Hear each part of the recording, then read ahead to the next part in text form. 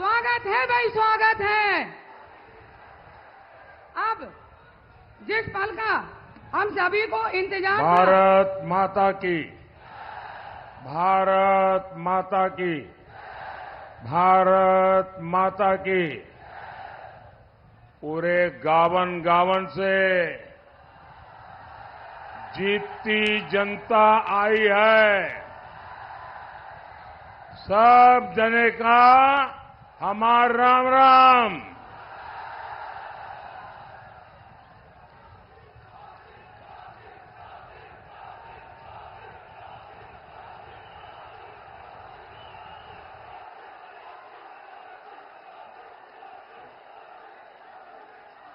मैं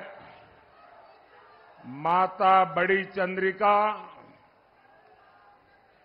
और जमुना माता की धरती को श्रद्धापूर्वक प्रणाम करता हूं।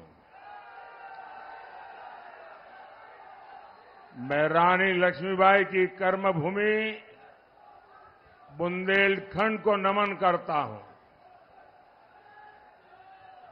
बुंदेलखंड के लोग राष्ट्रहित के लिए सबसे आगे खड़े होने वाले लोग हैं। जिसको 4 जून का नतीजा जानना हो, वो बुंदेलखंड में ये दृश्य देख लें।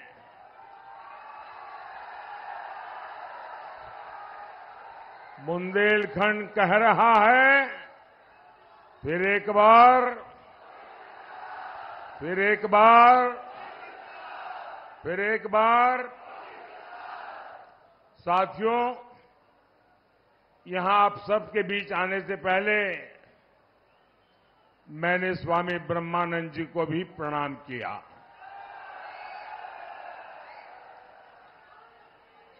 स्वामी ब्रह्मानंद जी जैसे महान सेनानी, महान राष्ट्र संत अमृत महोत्सव के दौरान हम सब ने उनका पुण्य स्मरण किया था। हमारी सरकार ने उनके योगदान को इतिहास में दर्ज किया, लेकिन पिछली सरकारों ने उन्हें कभी सम्मान नहीं दिया। वो सारा श्रेय केवल एक शाही परिवार को देना चाहते थे। दलितों, पिछड़ों को सम्मान मिले, ये उन्हें स्वीकार नहीं था। साथियों, आज मैं आपको सपा और कांग्रेस से सावधान करने के लिए आया हूं।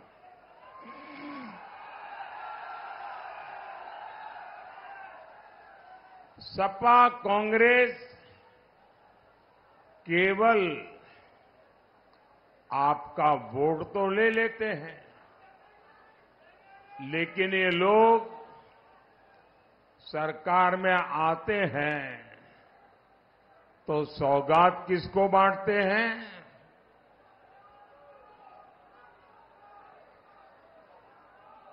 वे सौगात उनको बांटते हैं जो उनके लिए वोट जिहाद करता है।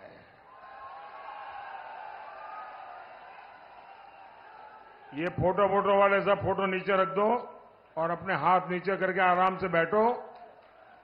पीछे लोग डिस्टर्ब हो रहे हैं।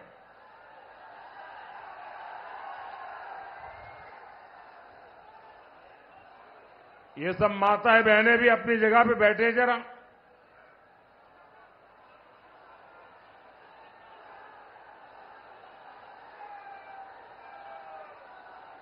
ये आप लोग जगह कब्जा करते हैं, पीछे वाले परेशान होते हैं भाई।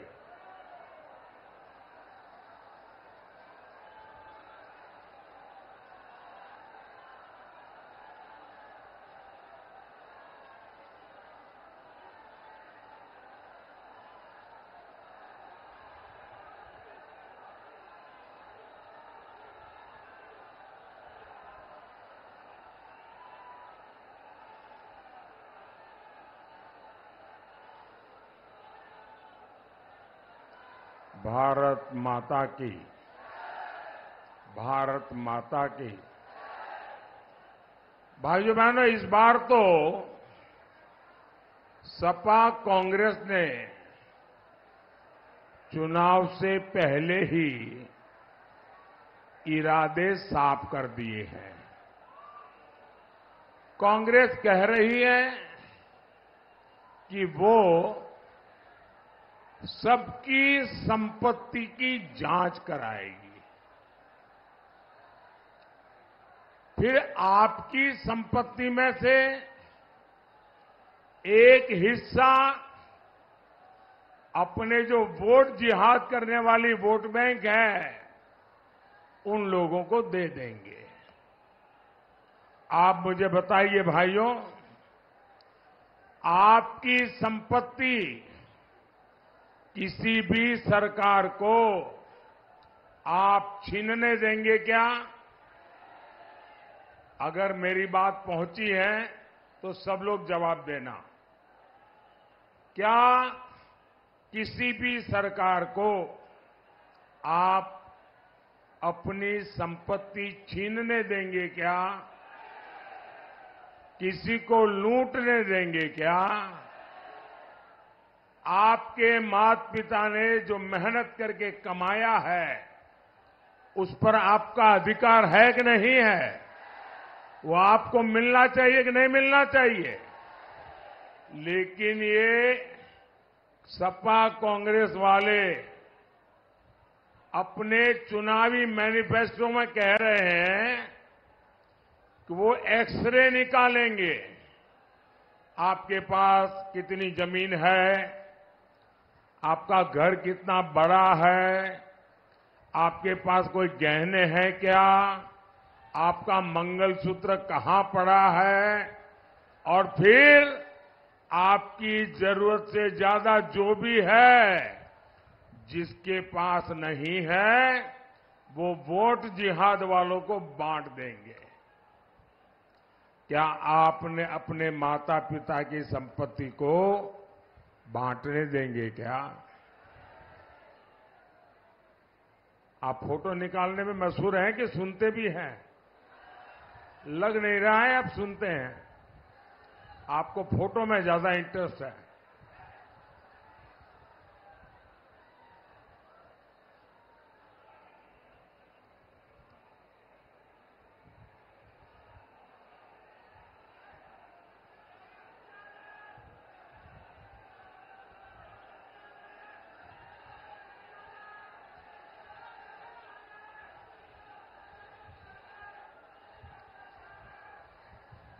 देखिए, जगह कम है, कृपा करके आगे आने की कोशिश मत कीजिए। जहां है वहां खड़े रहिए ना।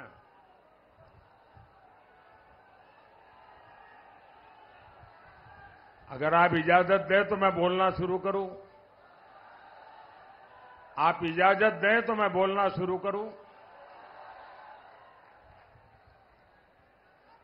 साथियों, बाबा साहब आंबेडकर ने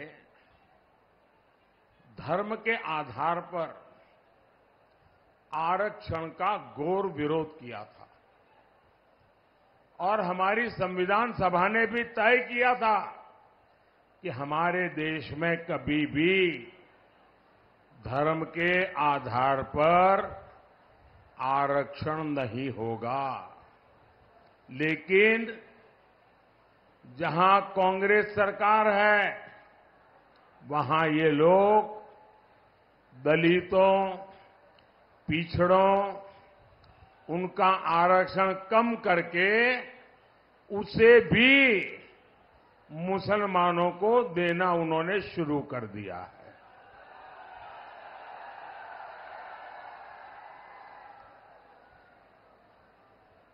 आप जानकर के आश्चर्य होगा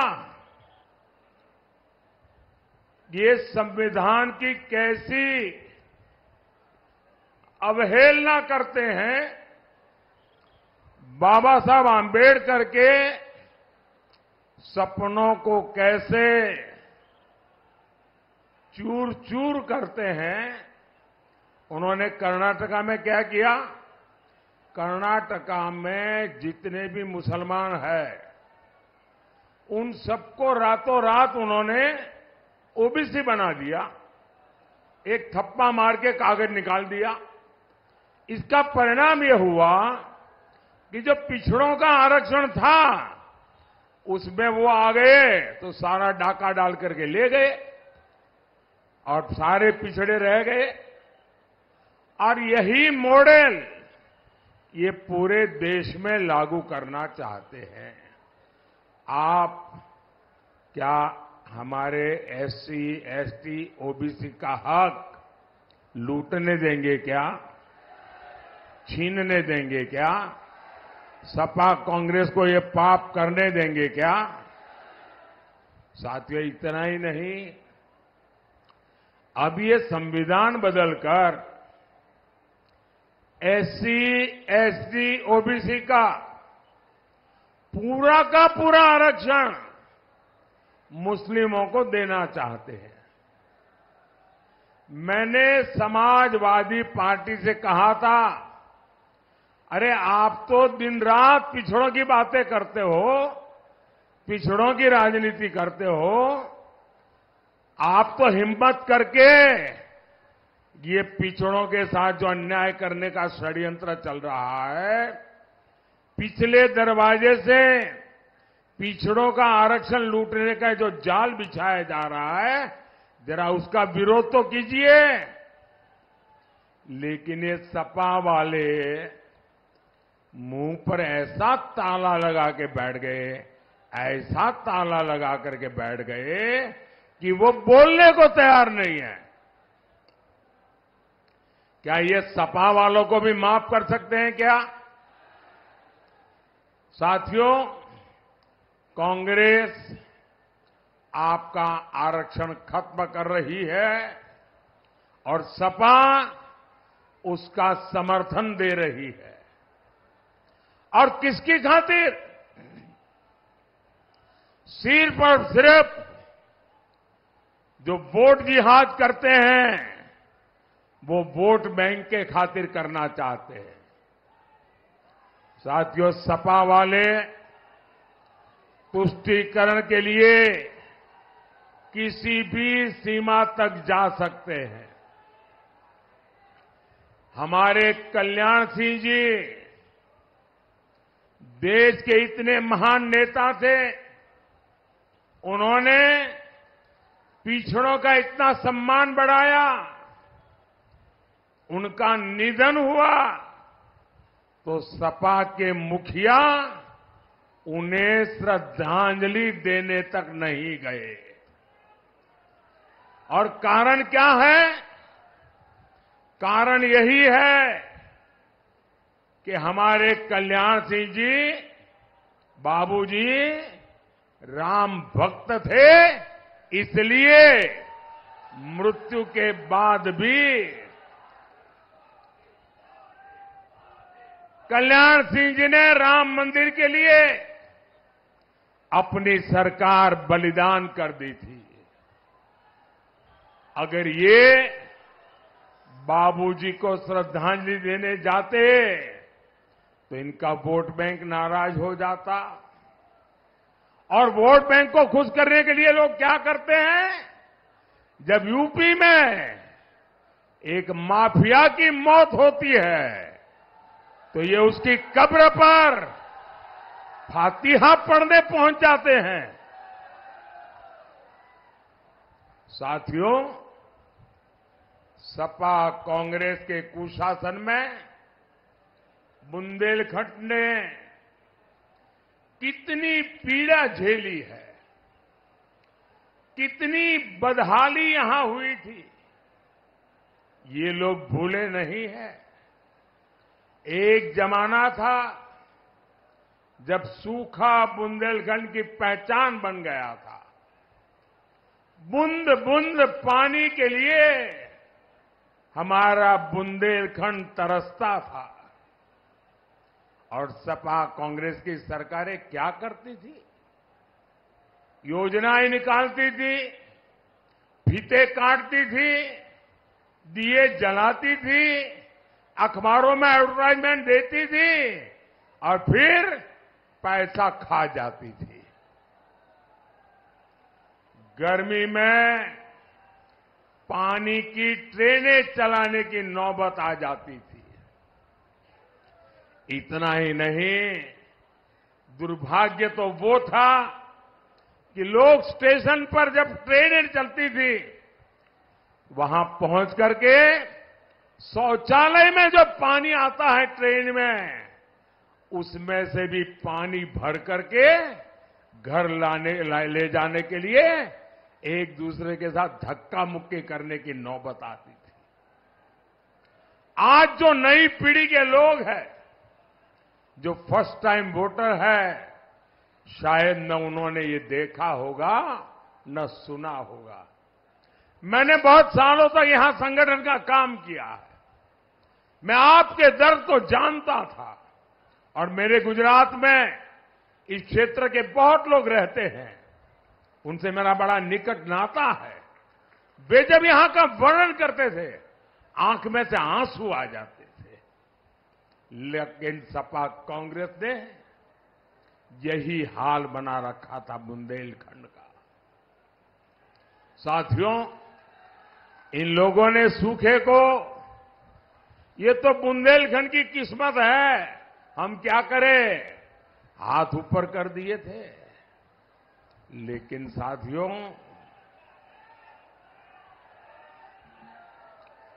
चुनौती को चुनौती देना, उसका दूसरा नाम है मोदी।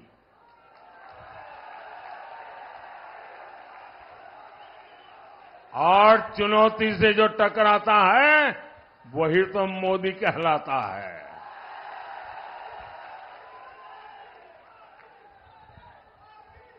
लेकिन आपने आपके इस सेवक मोदी पे भरोसा किया। मोदी ने इस संकट से लड़ने के लिए खुद को खपा दिया। हमने जल जीवन मिशन शुरू किया। सिर्फ 5 साल में हमने 12 करोड़ से ज्यादा घरों तक नल से जल पहुंचाया है। हमने इस क्षेत्र में सैकड़ों की संख्या में पानी की टंकियां बनवाई है।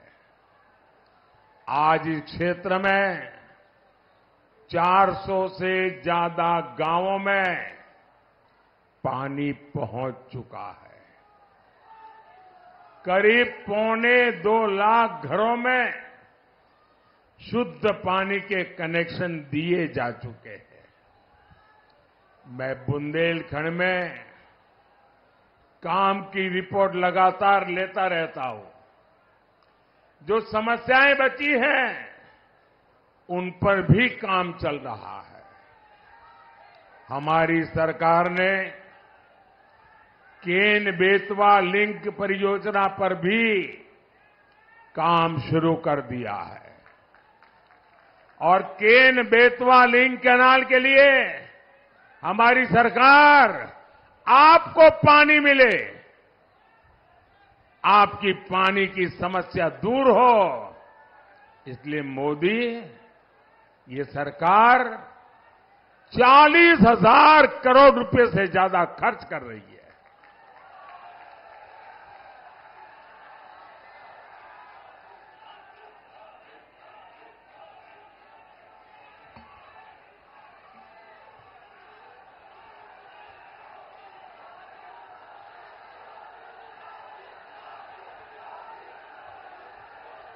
जब ये योजना पूरी होगी तो बुंदेलखंड के इतिहास में एक नया अध्याय शुरू होगा।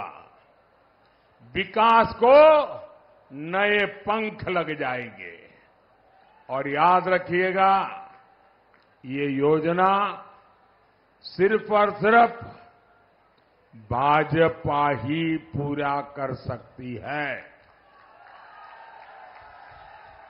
और इसलिए बुंदेलखंड के तेज विकास के लिए मैं आपके पास भाजपा को आशीर्वाद देने के लिए मांग करने के लिए आया हूं। साथियों, पिछली सरकारों ने बुंदेलखंड के किसानों को आत्महत्या के लिए मजबूर किया था। आज मोदी ने हमीरपुर, झांसी और जालौन में किसान सम्मान निधि के 1,800 करोड़ रुपए, 1,800 करोड़ रुपए किसानों के खातों में जमा किए हैं। हमने जालौन और हमीरपुर में स्टोरेज फैसिलिटी बनाई है। यूरिया की जो बोरी दूसरे देशों में 3,000 की है, वो भाजपा सरकार आपको 300 रुपये से भी कम कीमत पर दे रही है। हम गरीबों को मुफ्त राशन, मुफ्त इलाज और पक्के मकान दे रहे हैं। और मोदी सिर्फ इतने पर ही नहीं रुका है। अगले 5 वर्षों में ये सुविधाएं हर गरीब तक पहुंचेगी।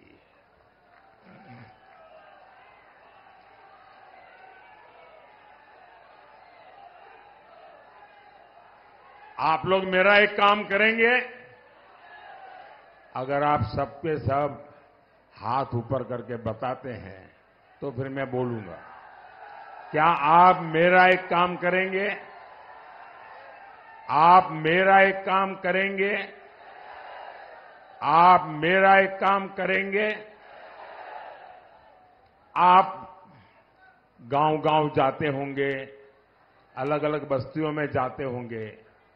अगर कहीं पर भी आपको इक्का दुक्का ऐसे परिवार मिल जाए जिनके पास पक्का घर नहीं है, वो झोपड़ी में रहते हैं, कच्चे घर में रहते हैं, कोई ऐसे परिवार जिनको गैस का कनेक्शन नहीं मिला है, तो मेरी तरफ से मैं आपको कहता हूं, आप उनका नाम पता लिख करके मुझे भेज दीजिए।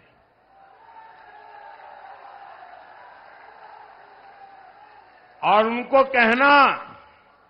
उनको कहना कि मोदी जी हमीरपुर आए थे और मोदी जी ने गारंटी दी है कि 4 जून के बाद जब नई सरकार बनेगी तो आपका मकान भी बनेगा।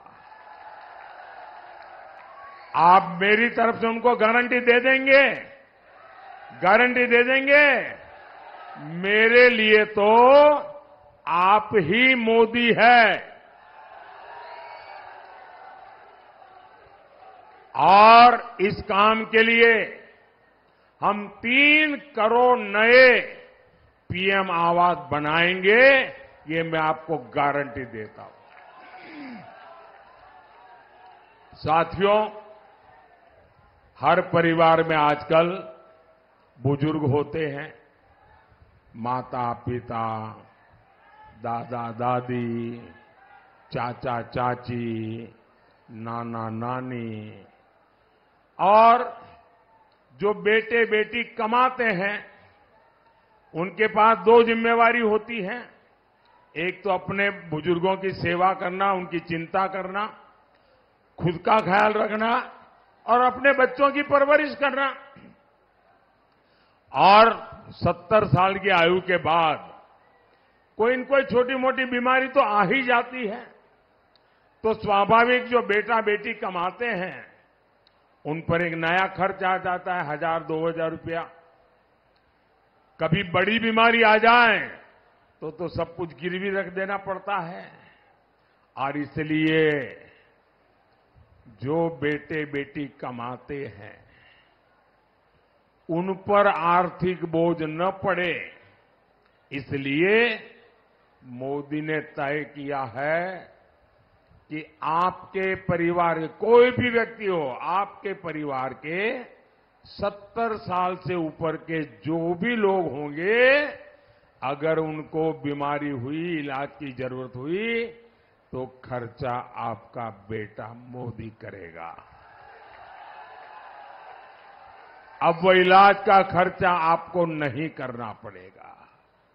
भाइयों बहनों, मेरा एक और संकल्प है, जो हमारी बहनें जिनके अंदर महारत है उनको मैं ऐसे नई नई चीजें सिखाना चाहता हूं, काम के अवसर देना चाहता हूं, और मैंने तय किया है कि मैं 3 करोड़ लखपति दीदी बनानी है मुझे। ये 3 करोड़ लखपति दीदी, ये बहुत बड़ा काम है, लेकिन मोदी को बड़े काम करने की आदत है।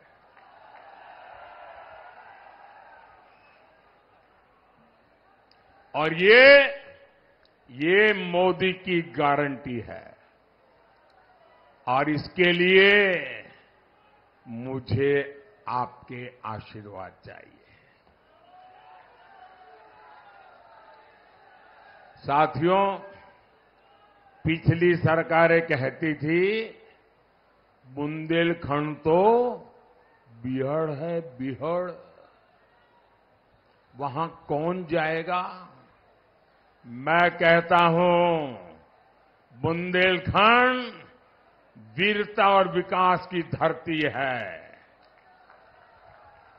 और वो कहते थे कौन जाएगा, मैं कहता हूं कौन नहीं आएगा।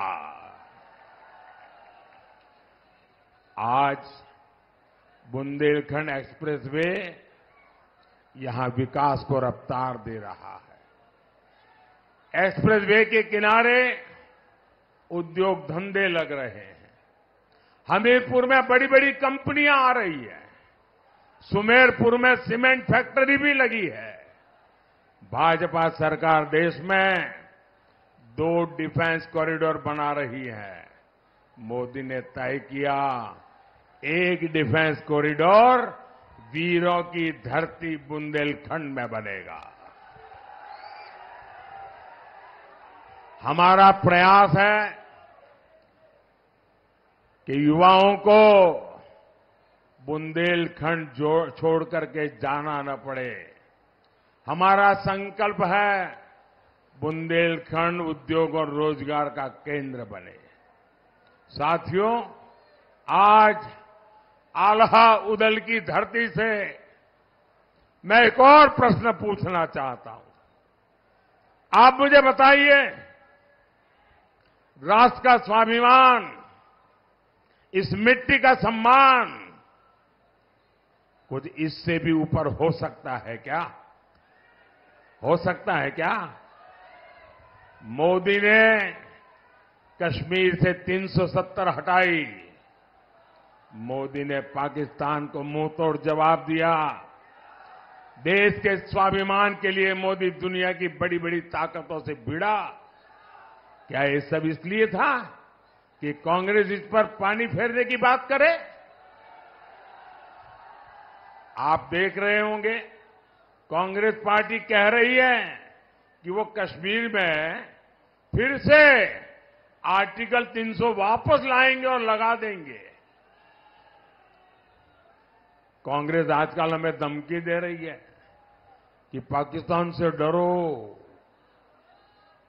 पाकिस्तान के पास एटम बम है।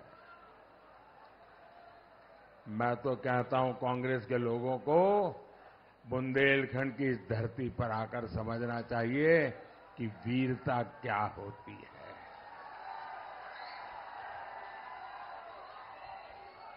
आप मुझे बताइए, हम पाकिस्तान को घर में घुसकर मारकर आए थे कि नहीं आए थे? पाकिस्तान ने फिर कभी मुंह उठाने की हिम्मत की क्या? पाकिस्तान के पास परमाणु बम है। इसकी धमकी देने वालों को पता नहीं है, उनको उसके रखरखाव का खर्चा नहीं है, उनके पास संभालने का खर्चा नहीं है। उनके पास साथियों, वो कहते हैं मिसाइलें हैं। हम बुंदेलखंड में जो डिफेंस कॉरिडोर बना रहे हैं ना, वो पटाखे बनाने के लिए नहीं है, मिसाइल बनाने के लिए है। पाकिस्तान का डर दिखाकर वोट मांगने वालों को आप वोट देंगे क्या? जो पाकिस्तान का डर दिखाते हैं वो वोट देने लायक है क्या? है क्या? साथियों, 20 मई को आपका वोट सशक्त भारत, विकसित भारत, इसकी गारंटी होगा। हमीरपुर में कुंवर पुष्पेंद्र सिंह चंदेल जी, जालौन में भानु प्रताप सिंह वर्मा जी और झांसी से श्री अनुराग शर्मा जी, आप इनके पक्ष में ज्यादा से ज्यादा मतदान करवाइए। कमल पे बटन दबाएगा, और जब आप कमल पे बटन दबाएंगे ना, तो वोट सीधा सीधा मोदी के खाते में जाएगा। तो ज्यादा से ज्यादा मतदान करवाएंगे, पोलिंग बूथ जीतेंगे। 10 बजे से पहले मतदान हो जाए ऐसा करेंगे। पहले मतदान फिर जलपान, मेरी बात मानेंगे? अच्छा, मेरा एक और काम करेंगे। कमाल है यार, मैंने मेरा काम कहा तो ठंडे पड़ गए। मेरा एक काम करेंगे, सबके सब जरा हाथ ऊपर करके बताओ तो मैं बताऊं। करने वाले हैं तो वही हाथ ऊंचे करे, फालतू में हाथ ऊपर मत कीजिए। करेंगे? अच्छा, एक काम करना, इन दिनों ज्यादा से ज्यादा लोगों को मिलना, ज्यादा से ज्यादा घरों में जाना, ज्यादा से ज्यादा परिवारों में जाना, और परिवार में बैठ करके कहना सभी परिवार के मुखिया को कि बोले मोदी जी हमीरपुर आए थे, और हमीरपुर में आए थे तो मोदी जी ने खास आपको जय श्री राम कहा है। मेरा जय श्री राम पहुंचा देंगे? पक्का पहुंचा देंगे? बोले भारत माता की, भारत माता की। बहुत बहुत धन्यवाद।